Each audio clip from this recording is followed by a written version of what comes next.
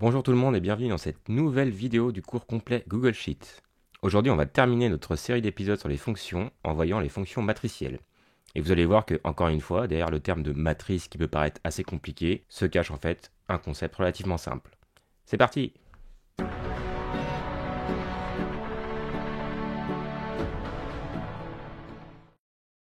On va déjà commencer par voir ce que c'est qu'une matrice. Alors qu'est-ce qu'une matrice? Eh bien c'est tout simplement un tableau de données. Par exemple ici, je sélectionne de A6 à D13. Voilà, j'ai sélectionné une matrice. Donc il y a du peu de vocabulaire sur les matrices ou les tableaux du coup. Là j'ai sélectionné une matrice à une seule dimension, puisqu'il y a plusieurs lignes sur une seule colonne, et je n'ai qu'une seule colonne, qu'on appelle une matrice à une dimension. Pareil ici, si je sélectionne une seule ligne, avec plusieurs colonnes, c'est une matrice à une dimension aussi. Et si je sélectionne plusieurs lignes et plusieurs colonnes, ça c'est une matrice à deux dimensions. Et dans Google Sheets, on manipulera que des matrices à deux dimensions. Aussi, les matrices sont toujours rectangulaires, c'est-à-dire que ma sélection est toujours un rectangle. En fait, je ne peux pas sélectionner ça, et ça, et ça. Voilà, ça c'est pas une matrice. Ça c'est un mélange de trois matrices différentes, et je ne peux pas en fait sélectionner que ces données-là. Si je sélectionne de A6 à D16, il y aura forcément toutes les cellules qui seront à l'intérieur, et ce sera forcément une matrice rectangulaire. Alors on a déjà vu des fonctions qui prennent justement en paramètre des matrices, par exemple dans les opérations statistiques, quand on fait le min, le max ou l'average, enfin peu importe, à chaque fois on a pris une plage de données, H2, H49. Et bien H2, H49 c'est une matrice, c'est un tableau de données en fait. Il faut comprendre matrice égale tableau. Alors pourquoi on utilise le terme de matrice au lieu de dire tableau ou plage? Et bien en fait c'est parce que ça vient historiquement d'Excel qui parlait de fonctions matricielles. Et dans les formules ici en fait vous verrez plusieurs appellations différentes. Par exemple un ensemble de données, ici il nous dit une plage, des fois il nous dit un tableau. Très rarement aujourd'hui on entendra parler du terme de matrice. Mais en gros dès que vous voyez ensemble de données, plage de données, tableau de données, vous pensez matrice. Voilà. Du coup on va repartir de notre fichier habituel et là j'ai créé une nouvelle feuille, 13 les fonctions matricielles.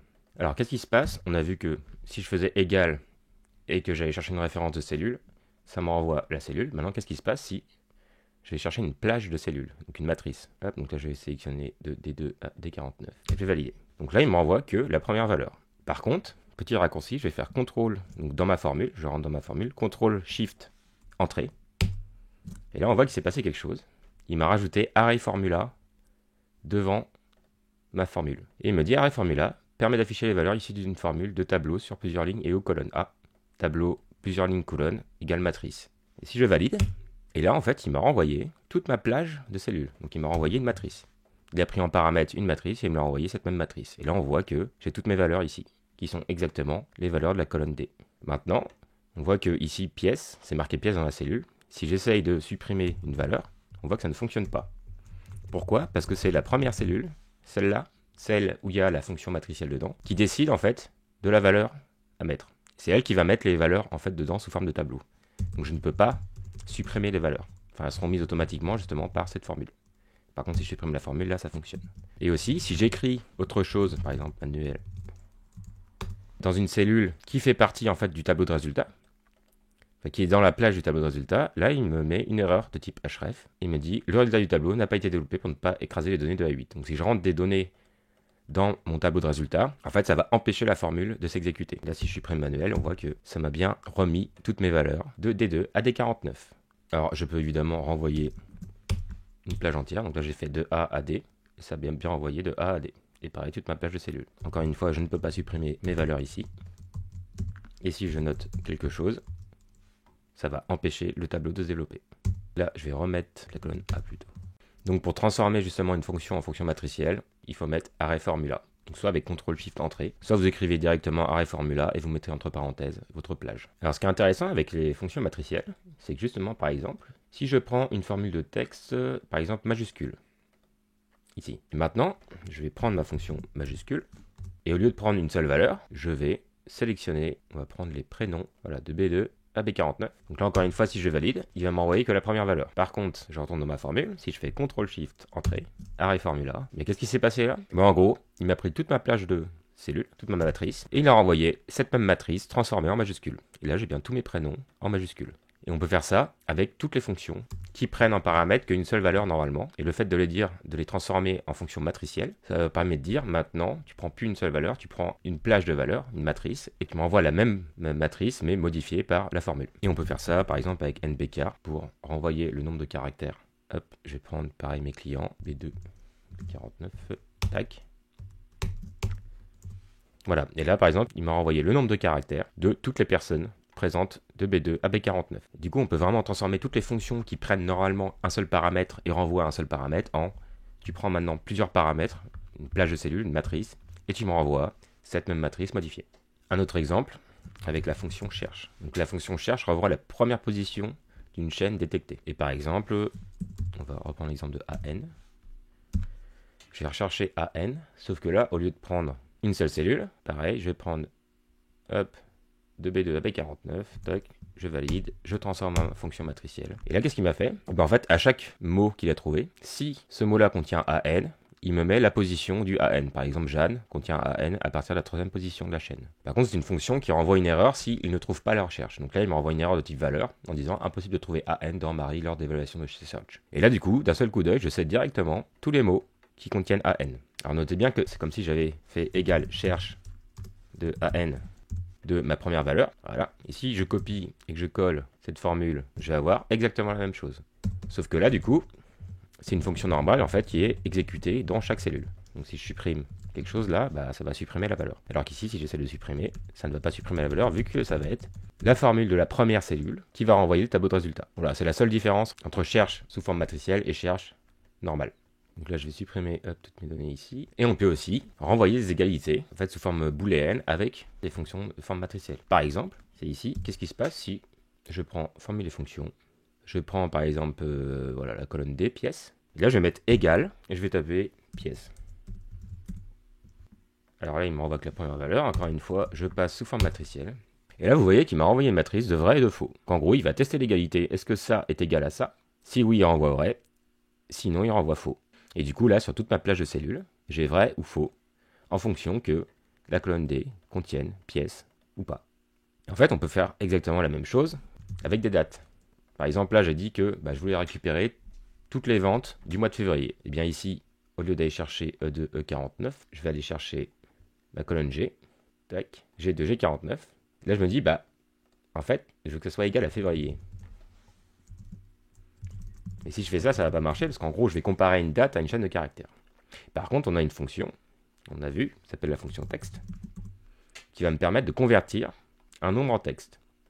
Et si je lui mets la fonction texte et 4M pour dire que je veux le mois complet, voilà, et je dis que ça doit être égal à février, c'est ce qui va se passer ici, eh bien on voit que toutes les lignes qui contiennent février sont passées en vrai. Et le reste est passé à faux. Et si on regarde par exemple, Figléna, ça a bien été en février. Alors là, pour plus de clarté, je vais faire mon tableau. Donc ici, pareil, je vais afficher la formule là. Ici, je vais afficher à quoi ça correspond.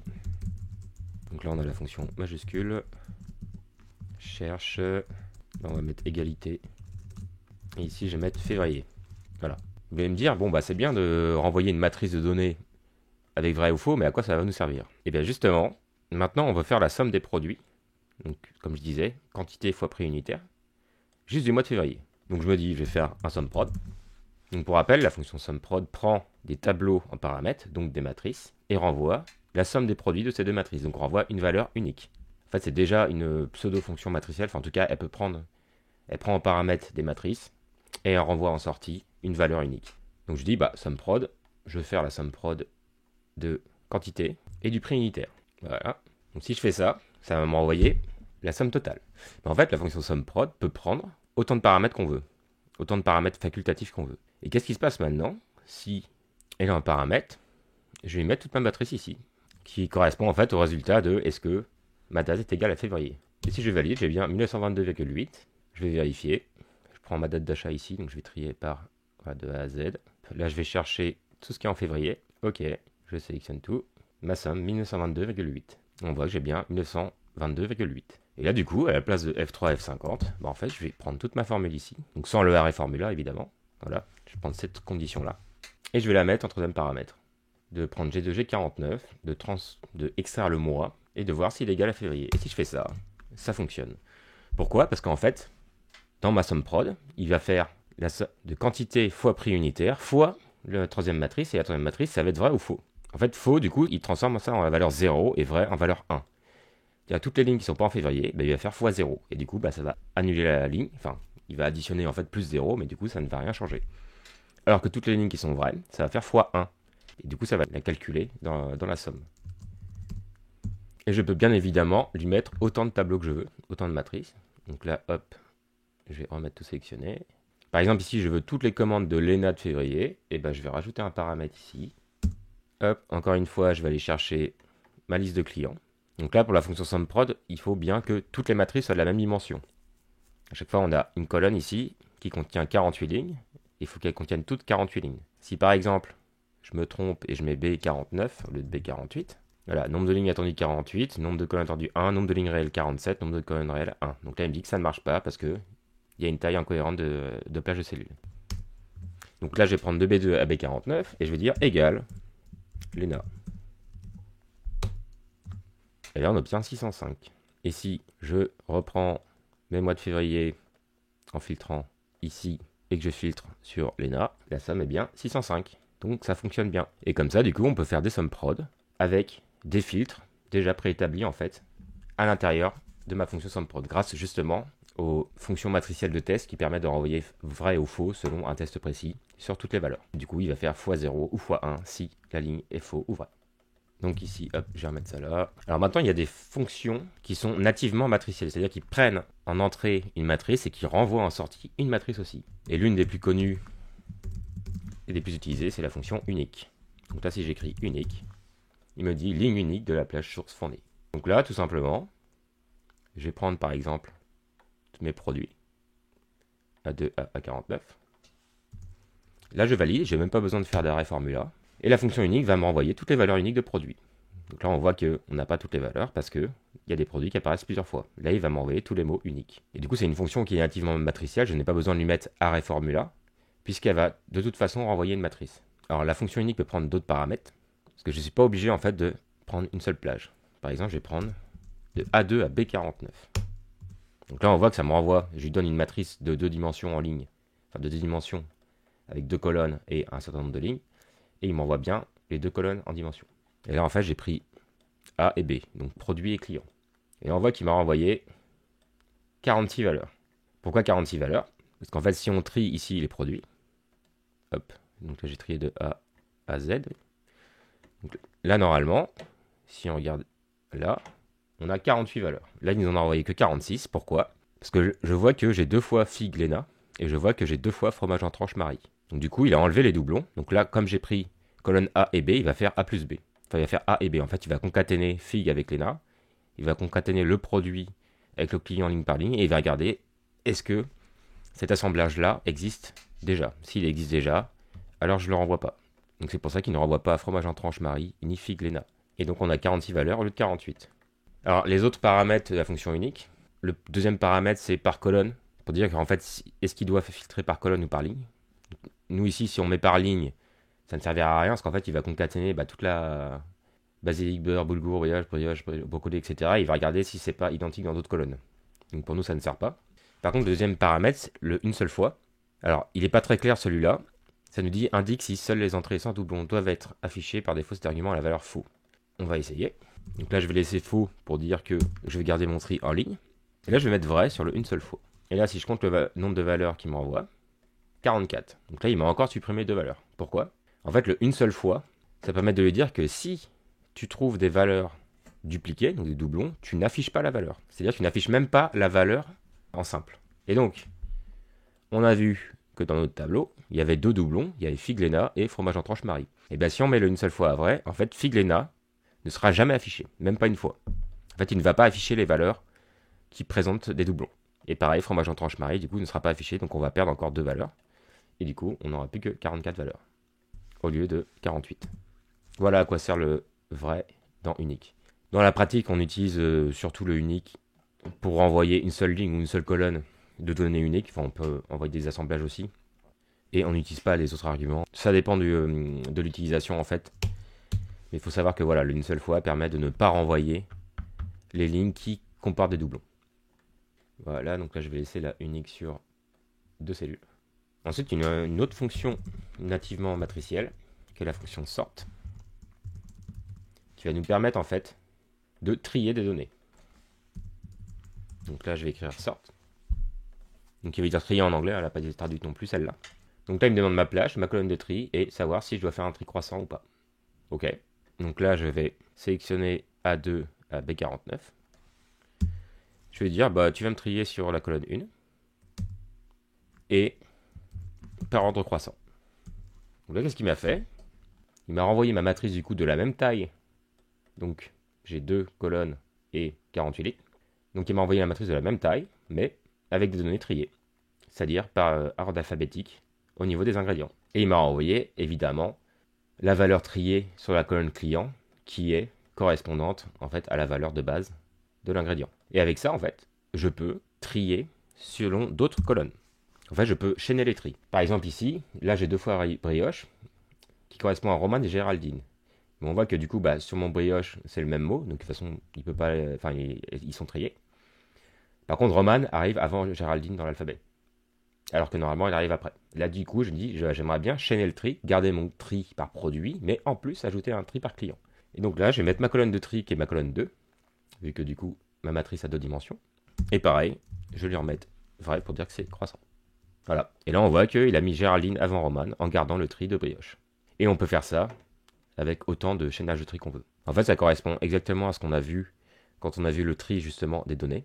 En fait, quand je sélectionne par exemple ça, hop, trier une plage, option avancer des tris, et lui dire je trie par cette colonne-là, ensuite par cette colonne-là, ensuite par cette colonne-là. Et ben, c'est exactement la même chose. Sauf que quand on trie une plage comme ça, en fait, ça va garder le tri. C'est-à-dire que si je trie ma plage ici selon des paramètres, avec les données trier une plage, en fait, ça va complètement modifier l'ordre des cellules et je ne pourrai plus retrouver mon ordre originel. Alors qu'ici, avec la fonction sort, ben, on voit que j'ai créé un autre tableau qui m'envoie exactement ce que j'ai trié. Du coup, ça ne modifie pas le tableau de base, mais ça va créer un nouveau tableau qui va renvoyer mes données selon mes tris. Et enfin, alors là pareil, je vais fusionner ici. Enfin, une autre fonction nativement matricielle, c'est la fonction filter. Hop. Alors, ma fonction filter, donc qui veut dire filtre en anglais, me dit filtre une plage selon les conditions indiquées. Donc là déjà, je vois plage égale matrice.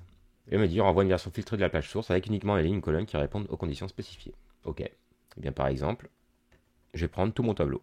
Voilà, je vais prendre tout mon tableau de données de A2 à H49. Donc là, c'est ma plage que je veux filtrer. Et là, je vais devoir lui mettre du condition. Par exemple, je vais dire que je veux renvoyer uniquement les unités qui correspondent à litres. Donc litres, voilà, je valide. Et là, on voit qu'il m'a renvoyé tout mon tableau, donc de A à H, uniquement filtré sur litres. Et je peux, tout comme les tris, rajouter d'autres conditions de tri. Par exemple, je me dis, et en plus, je veux tout ce qui correspond au mois de novembre. Ok, donc je vais chercher ma colonne de date, un autre paramètre, donc de G2 à G49. Donc là, c'est pareil, il faut que les matrices soient de la même dimension. Il faut qu'il y ait le même nombre de lignes et de colonnes à chaque fois. Et là, je lui dis, comme tout à l'heure, si je mets égal novembre, ça ne va pas marcher. En fait, si je valide là, il m'envoie un NA en disant que il n'a rien trouvé qui correspond à mes conditions de tri. Bah, comme tout à l'heure, je vais transformer cette plage pour en extraire le mois avec la fonction texte. Je mets 4M pour avoir le nom du mois complet et je valide. Et là, on voit que il me renvoie tout mon tableau filtré avec uniquement les unités qui correspondent à litres et le mois qui correspond à novembre. Donc voilà un petit peu pour la fonction filtre. Donc la fonction filtre est vraiment très très puissante et c'est elle qui va nous permettre de créer vraiment des tableaux de bord de données assez personnalisés en choisissant les valeurs à filtrer parmi des listes de choix. Et on fera ça justement dans la vidéo sur les exercices. Et enfin, une dernière fonction qui est utile, enfin qui peut être très utile même et qui n'existe pas dans Excel. En fait, je me dis, qu'est-ce qui se passe si j'essaye, enfin si j'ai envie et si je veux, importer des données d'un autre fichier Google Sheets. Dans Excel, on ne peut pas en fait importer de données d'un autre fichier Excel, enfin, sauf en passant par des macros, mais on ne peut pas nativement, on va dire. Et bien dans Google Sheets, il y a une fonction qui s'appelle import range. Donc là, hop, je vais remettre égal formula texte de ma cellule d'en dessous. Donc je vais prendre import range. Voilà, il me dit importer des données depuis une autre feuille de calcul. Et là, il me demande deux choses. Il demande l'URL de la feuille, évidemment, et la plage à importer. Ok. Donc j'ai un fichier à côté, la donnée gastropod, donc c'est des données extraites directement d'une base de données. Et par exemple, je vais récupérer mon URL là-haut. Je vais la copier et je vais mettre dans mon import range. Et là, je vais lui spécifier la plage. Donc là, hop, je vais récupérer le nom de la feuille. Il faut forcément le nom de la feuille, hein, sinon il ne sait pas quelle feuille aller chercher. Et par exemple, j'ai renvoyé de B1 à C9. Allez. Ouais, de B1 à C9. Ok. Donc là, je regarde, il faut que je mette tout entre double cote. Donc, nom de ma feuille, de B1 à C9. Alors là, ça ne marche pas, oui, parce que en fait, l'URL de ma feuille, il faut que je la mette entre cotes, entre double guillemets, sous forme de chaîne de caractères. Voilà. Donc là, au début, il va faire une erreur en disant vous devez associer ces feuilles de calcul la première fois, blablabla. En gros, il faut autoriser l'accès pour qu'il puisse récupérer sur la feuille. Voilà. Et là, on a nom, jus de fruits, vin blanc, whisky, cumin, catégorie. Et si je regarde, c'est exactement ça. Et du coup, maintenant, je peux travailler justement avec les données qui viennent d'un autre fichier. Donc ça, c'est super puissant pour justement bien séparer ces fichiers, avoir un fichier de data, un fichier d'analyse et voir un fichier de rapport, par exemple. Et comme ça, on peut avoir des fichiers qui sont pas trop lourds, qui sont bien triés, et pouvoir récupérer automatiquement les données grâce à la fonction import range. Et là, on voit que ça nous renvoie aussi une matrice. Ça nous renvoie les données, comme une plage, mais sauf qu'elles viennent d'une autre feuille. Et voilà, vous connaissez désormais les fonctions matricielles. Donc n'hésitez pas, comme d'habitude, à bidouiller, à aller récupérer le fichier et à essayer de votre côté. Et pareil, à changer des valeurs, à essayer différentes choses pour bien comprendre comment ça fonctionne, cette notion de fonction matricielle et de matrice renvoyée. Merci à tous d'avoir regardé cette vidéo. N'hésitez pas à liker la vidéo si vous l'avez aimée, à commenter si vous avez des questions, à vous abonner à la chaîne. Et moi je vous dis à très bientôt pour une prochaine vidéo.